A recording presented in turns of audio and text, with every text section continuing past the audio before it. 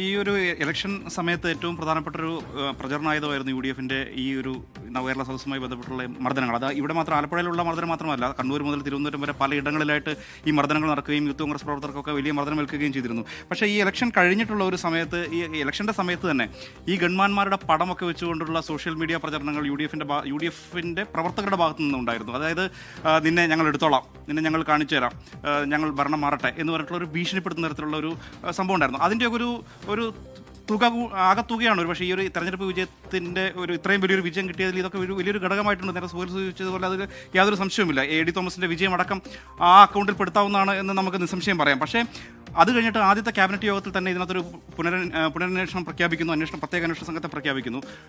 പിന്നെ വളരെ വേഗത്തിലാണ് കാര്യങ്ങൾ പോകുന്നത്.